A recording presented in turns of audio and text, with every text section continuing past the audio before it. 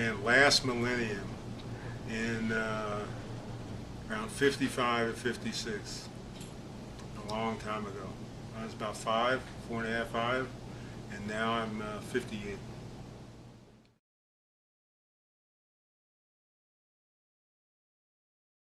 The drummers at that time that inspired my playing were Philly Joe Jones, Art Blakey, Max Roach, and now up to today, well, obviously Mr. Cal Yuta, Mr. Gadd, Mr. Cachet, young Pridgeon, Thomas Pridgeon, my little ninja friend Ronald Bruner Jr., and Eric Valentine. Oh, it's the drum world is in good hands.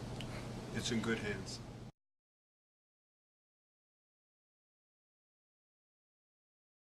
First local gig was, and it also kind of turned out to be my first big gig. My first local gig was with this bass player from Philadelphia, some guy, gangly guy named Stanley Clark. That guy.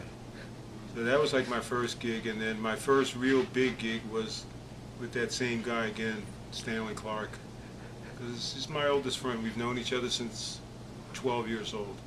So.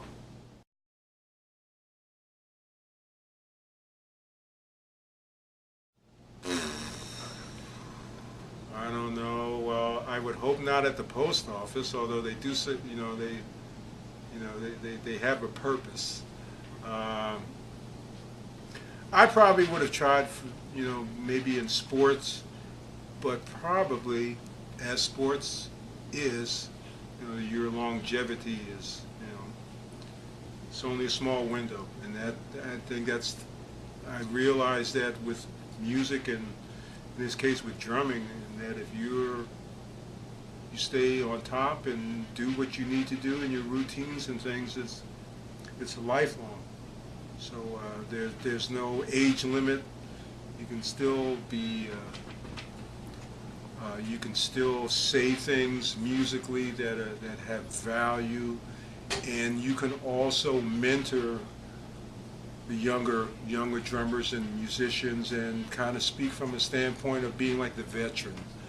And it's like, this is a long game. It's a long process. This is a long experience. So. There are certain elements that are now available technology-wise. You can make in this videotape. You can reach out to someone on Facebook, virtually, or on Skype or whatever. Just stay in contact with people. And I kind of feel like, as a vet, like to start passing on information, because it's a long game, and just how to navigate through certain things in one's career. But music, I'm glad that I did do music, and if anything else, I'm sure I would have been done. So maybe sports, but glad it's music.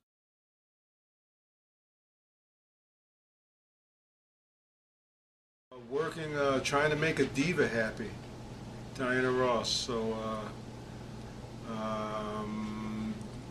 it's a very big tour, like old times. There's like 35 people out on the roads, production, so I have the idea that that's going to run for quite a period of time. Also working with a guitarist who lives in Los Angeles, who has done many productions over the years for Dr. Dre, and so we're putting some music together, and hopefully we'll have something out by the beginning of next year.